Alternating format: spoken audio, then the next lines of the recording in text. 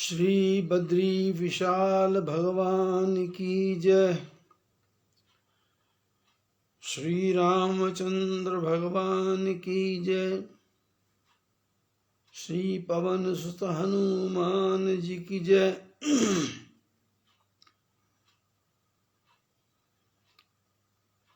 कलयुग के इस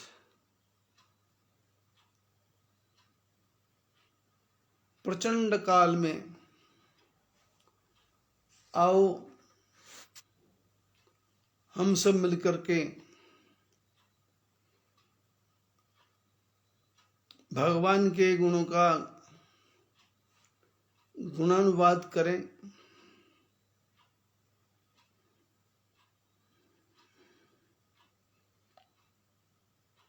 क्योंकि भगवान के जो गुण हैं उनका अनुवाद और अनुवाद का भी अनुवाद और अनुवाद के अनुवाद के अनुवाद का भी अनुवाद जितना मर्जी करते चले जाएं उसका समापन नहीं हो सकता।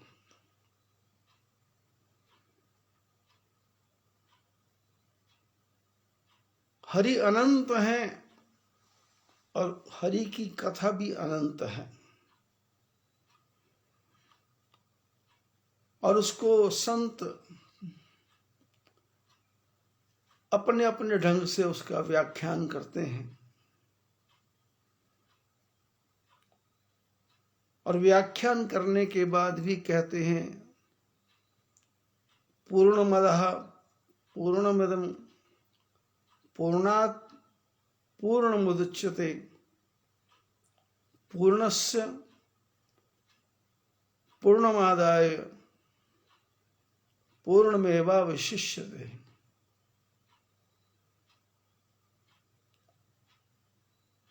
सत्संग करने के बाद में श्रोता पूछता है कि सत्संग पूरा हो गया,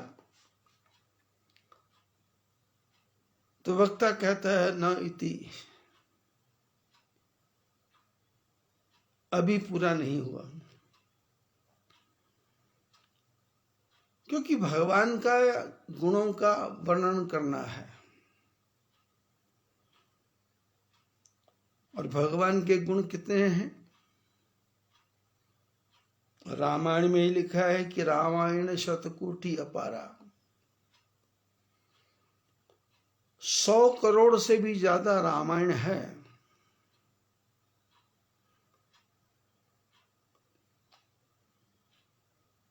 जो भी वक्ता भगवान नारायण के भगवान राम जी के गुणों का गुणानुवाद करेगा वो पूर्ण कर ही नहीं सकता, कुछ थोड़ा बाकी रहेगा। थोड़ा कितना? रणु अनियान महतो महियान। क्योंकि भगवान की परिभाषा ही है कि भगवान अणु से भी छोटे हैं और महतो सबसे विशाल उससे भी बड़े हैं। लेकिन वही राम जब वाल्मीकि ऋषि के आश्रम में आते हैं तो उससे प्रश्न करते हैं कि 14 वर्ष का वनवास हुआ है, हम कहाँ निवास करें।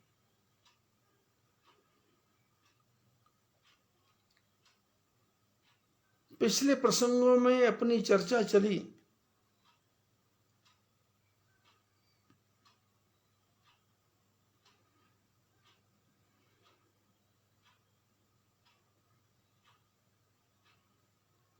कि काम कोह मद मानन मोहा,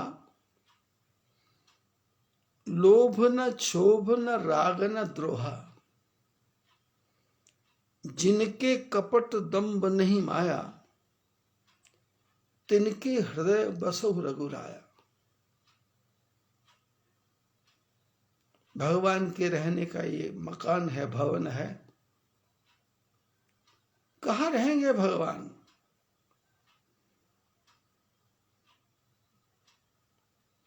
किसी भी घर में हम जाते हैं, उसमें कचरा भरा पड़ा है,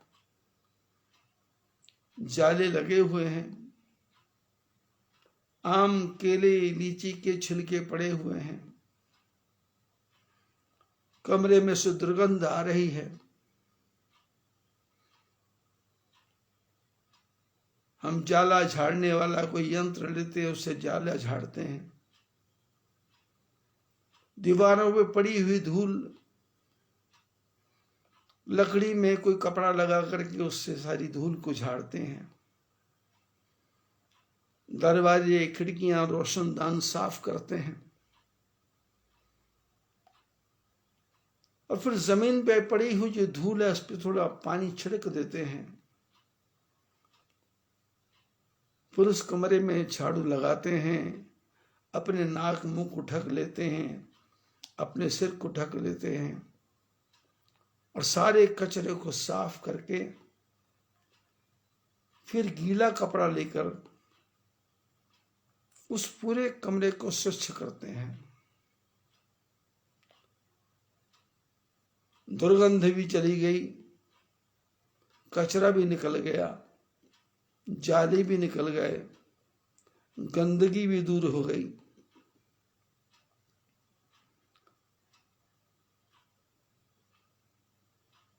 उसके बाद वस्त्रों को बदलते हैं, स्नान करते हैं। स्नान करने के बाद में फिर तब जाकर के उस कमरे में बैठने की जगह बनती है। ऐसी परमपिता परमात्मा को अपने जीवन में उतारने के लिए इन सब कचरों को दूर करना पड़ेगा। कौन काम, कामनाओं को दूर करना पड़ेगा, क्रोध को दूर करना पड़ेगा, मद, अहंकार, मान सम्मान और मोह, लोभ रूपी कचरा, क्षोभ, छोटी छोटी बात पर मूड ऑफ कर लेना, और किसी के प्रति भी राग नहीं रखना कि इसके बिना मेरा गुजारा नहीं चलेगा, और किसी से द्रोह भी नहीं करना कि ये यहां क्यों रहता है, इसको यहां से हटाओ। जिनके कपट दंभ नहीं माया,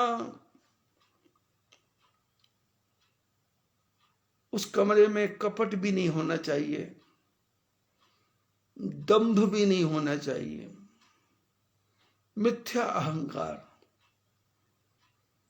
न माया और माया भी नहीं होनी चाहिए। माया का अर्थ है झूठी बातों का प्रचार प्रसार, कि मैं सब कुछ जानता हूं, मेरे को सब कुछ पता है, मेरे जितना ज्ञान किसी के पास नहीं है।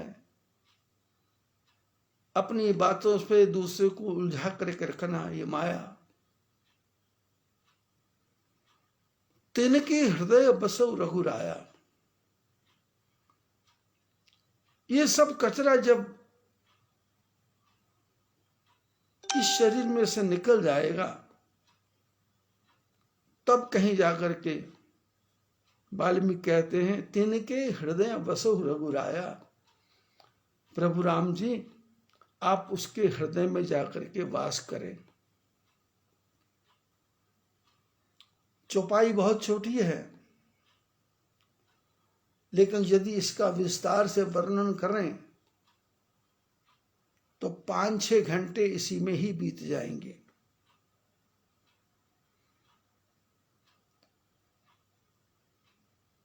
वाल्मीकि जी क्रमशः भगवान को भवनों के बारे में बताते हैं। एक एक भवन को बताने के बाद में और दूसरे भवन की चर्चा करते हैं। लोभ, क्षोभ, राग, द्रोह, ईर्ष्या, मद, मोह, माया, अहंकार, ये सब साफ हो गया। उसके बाद फिर भवन तैयार हो गया। बोले नहीं नहीं नहीं, सबके प्रिय, सबके हितकारी। जो मनुष्य सबका प्रिय है और सबका हित करने वाला है, दुख सुख सरिस प्रशंसागारी, उसके सामने दुख कुछ नहीं है, सुख कुछ नहीं है। कोई प्रशंसा कर रहा है तो उसमें वो पागल नहीं हो जाता। जैसे कोई भी कथाकार है, वो कथा करने वाले के बाद में कथा में सुनने वालों को पूछते हैं कि आपको कथा कैसी लगी। और संसार के लोग तो ऐसे हैं कि आपके मुंह पे आपकी प्रशंसा ही करेंगे कि आप तो बहुत अच्छा बोलते हैं, आपको तो बहुत अच्छा सुनाना आता है। दुख सुख सारी से प्रशंसा गाड़ी। कोई गाली भी दे रहा है, उसको सहन करना। कह ही सत्य प्रिय वचन विचारी, हमेशा सत्य बोलने की चेष्टा करे और जो भी वचन बोले उनको विचार करके बोले कि आपके बोलने से किसी के मन को ठेस तो नहीं लग रही, चोट तो नहीं लग रही, आपके वचन से कहीं किसी को मन में परेशानी तो नहीं हो रही। लेकिन वचन बोले पर सत्य बोले। कह ही सत्य प्रिय वचन विचारी, और जागत सोबत शरण तुम्हारी। जागता है तो जागते ही भगवान की चर्चा करता है, भगवान को याद करता है। सोता है तो भगवान की गोद में सोता है। जागते सोते उसको विचार आता है कि मैं भगवान की शरण में ही हूं, तो मैं ही छाड़ गति दूसर नाही। प्रभु आपको छोड़ करके जो किसी के बारे में सोचता ही नहीं है कि ये मेरा कल्याण करेगा,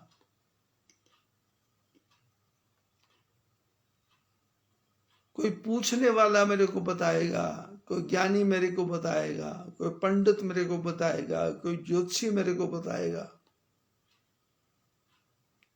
नहीं नहीं नहीं। तुम ही छाड़ गति दूसर नाही। आपको छोड़ करके जिसको दूसरे पर विश्वास ही नहीं है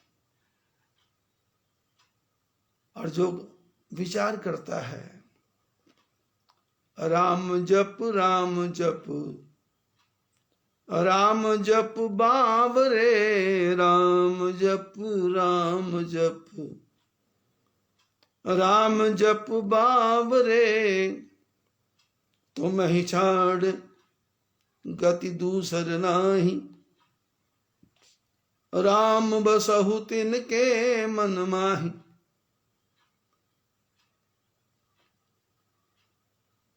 काम क्रोध लोभ छोड़ा और भगवान को छोड़ के किसी और का सहारा नहीं है, आप उसके हृदय में निवास करो।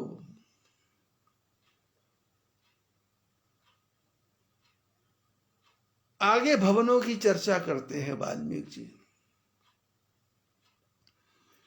क्योंकि वाल्मीकि ऋषि वो ऋषि हैं जिन्होंने जीवन जिया है। जिन्होंने जीवन की सत्यता को पहचाना है, जिन्होंने जीवन के सारे दृश्यों को देखा है,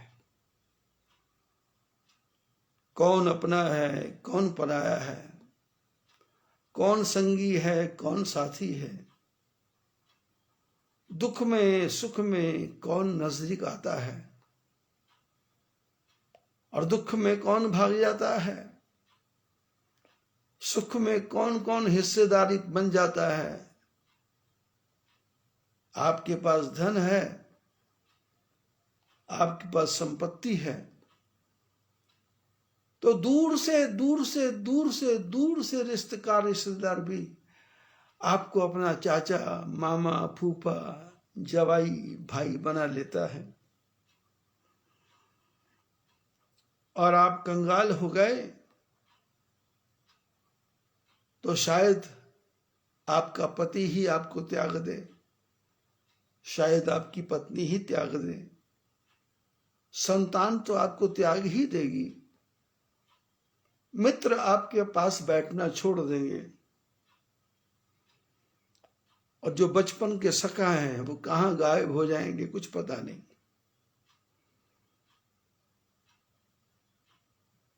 राम जी वाल्मीकि जी से रहने के मकान पूछ रहे हैं, कहां रहूं?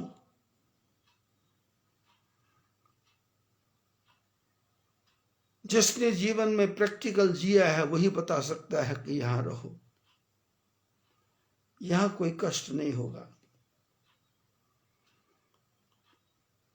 वाल्मीकि जी आगे चर्चा करते हैं, सीता जी बैठी हैं, लक्ष्मण जी बैठे हैं, राम जी बैठे हैं, और वाल्मीकि जी कहते हैं, जननी सम जाना जा नहीं पर नारी। जो दूसरे की पत्नी को मां के समान समझता है, धन पराव विष ते विषधारी, धन पराव विष ते विष भारी। दूसरे के धन को जहर से भी भारी समझता है, पराये धन की तरफ दृष्टि डालता ही नहीं है। जे हर्ष ही पर संपत्ति देखी, दुखित हो ही पर विपत्ति विषेख। दूसरे की संपत्ति को देख करके जो प्रसन्न हो जाता है कि प्रभु बहुत अच्छा है, भगवान इसको और आगे बढ़ाए, भगवान इसकी और उन्नति करे, भगवान मकान इसका और बढ़िया बनाए।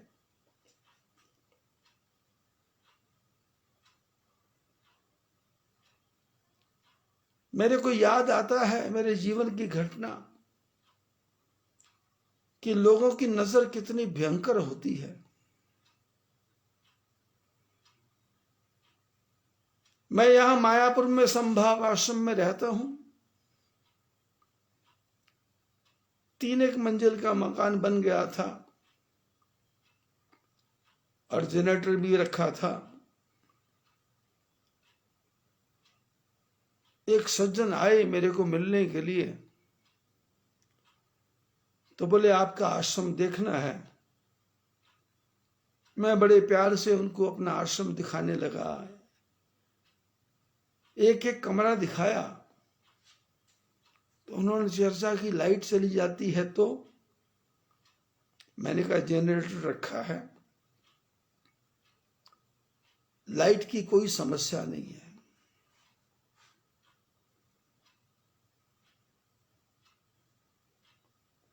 मेरी जब भी उससे चर्चा होती थी, क्योंकि मैं पहाड़ में नया नया आया था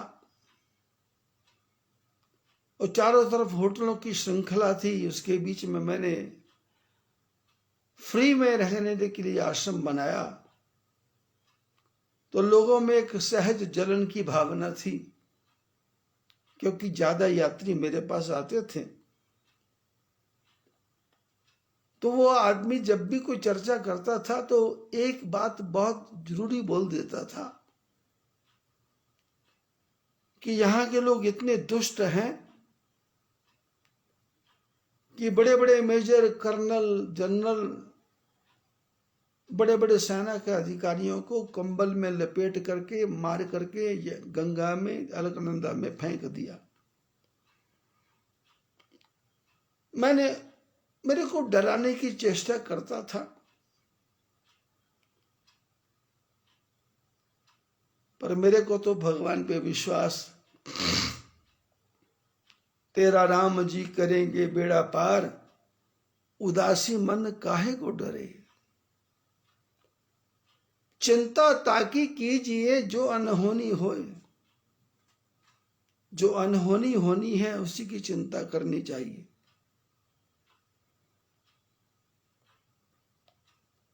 उसकी बातों से वो भय पैदा करना चाहता था, पर अपने को तो भगवान के चरणों का सहारा, बद्री विशाल के चरणों का सहारा। आश्रम दिखाया, शाम को 5 बजे वो चला गया अपनी गाड़ी में बैठ के।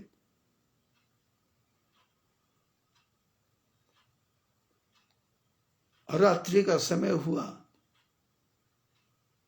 लाइट चली गई। सेवा करने वाले को बोला कि जनरेटर चालू करो। उसने जनरेटर में उसके डंडे को घुमाया जनरेटर शुरू करने के लिए। देखते ही देखते जनरेटर के 2 टुकड़े हो गए।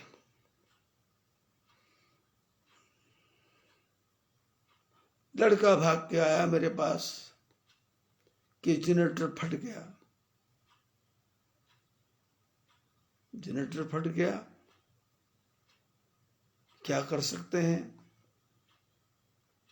प्रातःकाल मिस्त्री को बुलाया कि ये क्या हुआ।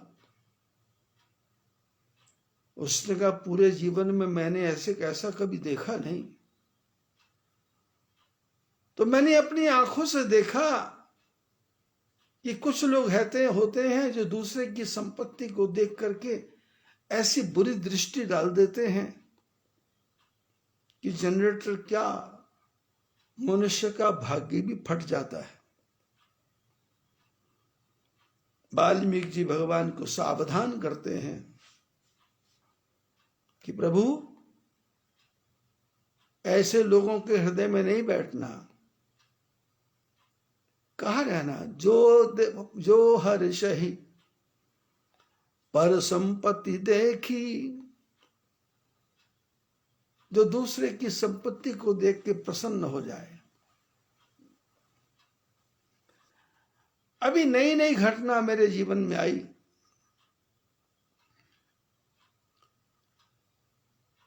हमारे एक शिष्य परिवार में बालक योग्य निकल गया।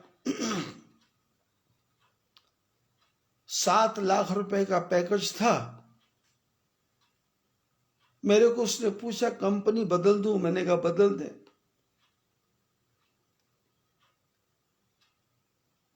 जब वो आपस में कंपनी वालों से चर्चा करने लगा, पुरानी कंपनी वाले को बोला कि मैं छोड़ना चाहता हूं, तो उन्होंने 2-2.5 महीने का समय दिया। इसने दूसरी कंपनी वालों से चर्चा की, किसी ने कहा 11 लाख देंगे, किसी ने कहा 12 लाख देंगे, एक कंपनी ने कहा हम 14 लाख देंगे। 14 लाख कंपनी ज्वाइन कर ली। बच्चा काम करने लग गया। एक दिन बच्चे की मां का फोन आया कि बेटे का मन तो किसी में लगता नहीं है, उदास उदास सा रहता है, परेशान सा रहता है, काम में भी मन नहीं लगता। मैंने कहा कंपनी की तरफ से कोई प्रॉब्लम? बोले ना। बुखार है? बोले ना। तो मैंने कहा इसको नजर लग गई है। इसकी उत्थान को देख करके तुम्हारे नजदीक के लोग ही जलने लग गए।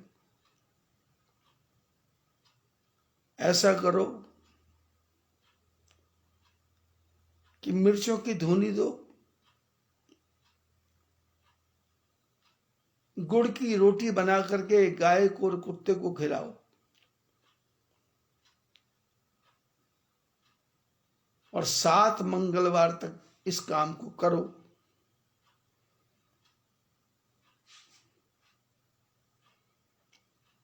अब मेरे नजदीक का था तो मेरे को पता था कि जिनको मैं कह रहा हूं वो नहीं करेंगे, तो मैंने स्वयं ही एक मंगलवार को कर दिया।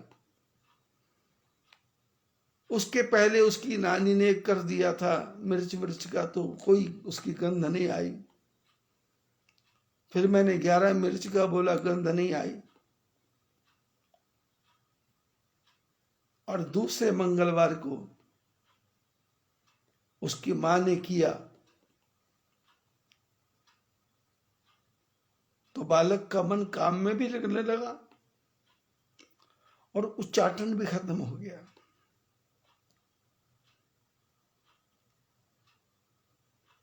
वाल्मीकि जी भगवान से कहते हैं उसके मन में निवास करो जो हर्ष ही पर संपत्ति देखी,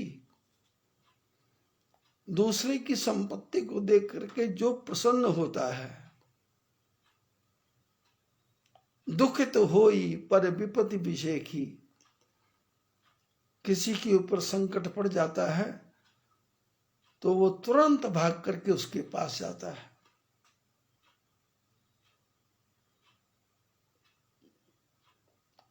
अपने जीवन में छोटा सा घटनाक्रम मेरे को याद आता है। शायद 20 वर्ष पुरानी बात होगी। मेरे आश्रम से 3-3.5 किलोमीटर दूर एक रिसोर्ट है।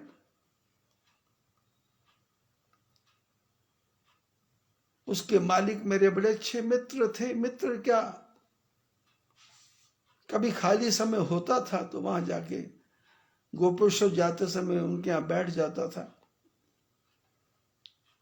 उनके परिवार के लोग परोठा बनाते, नाश्ता बनाते, बैठ के खाते। वो अपने जीवन की घटना बताते और मेरे जीवन की तो कोई घटना थी ही नहीं जो मैं बताऊं। मैं सुनता रहता था। एक दिन रात को भयंकर बरसात आई और उनके जो रिसोर्ट था उसके पहाड़ के ऊपर से मलबा आने लगा। और प्रातःकाल 6 बजे मेरे फोन की घंटी बजी। उस समय लैंडलाइन था। मैंने फोन उठाया, मैंने कहा कहो कौन। उसने छूट दे कहा मैं तो बर्बाद हो गया। मैंने कहा क्या हुआ। बोले बरसात से मलबा आया और मेरा होटल पूरा दब रहा है। मेरे पास 15-20 नौकर थे।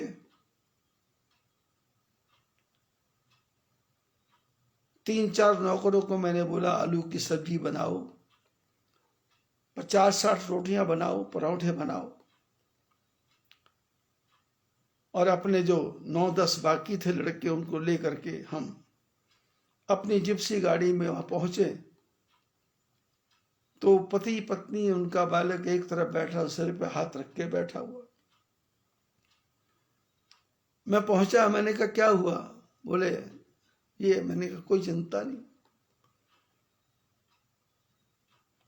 जल्दी जल्दी से सामान को निकाला, बिस्तरों को निकाला, टोटियों को खोला, टैंकियों को खोला। और इतने में हमारे जो बाकी सेवक थे वो चाय परोठा नाश्ता लेकर के वहां पहुंच गए। सड़क पर चलने वाले कुछ लोग जो तमाशा देख रहे थे, मैंने कहा भाई आओ चलो कुछ हेल्प करो, तो कुछ और लोगों ने भी हेल्प की और काम 12 बजे तक सब ठीक हो गया। भोजन वगैरह भी ठीक हो गया, जो बचाना था उसको बचा लिया। उसके बाद फिर वो भव्य होटल बना।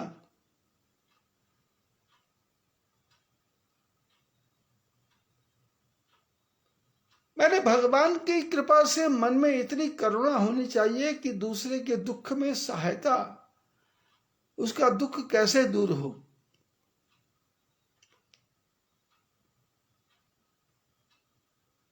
दुखी तो हो ही, पर विपत्ति विषेखी।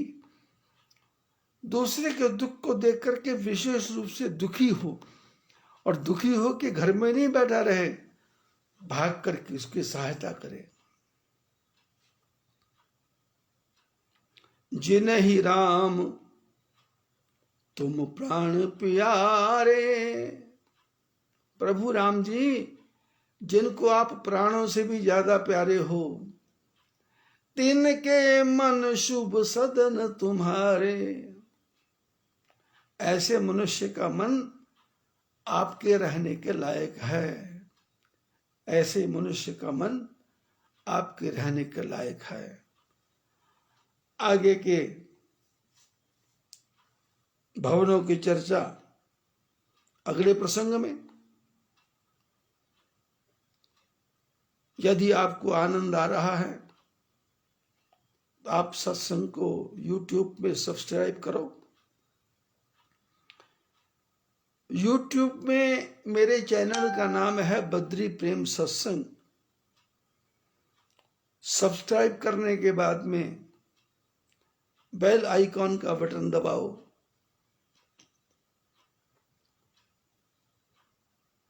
YouTube में बद्री प्रेम सत्संग लिखेंगे तो आपको 5, 6, 10 प्रवचन मेरे दिखाई देंगे।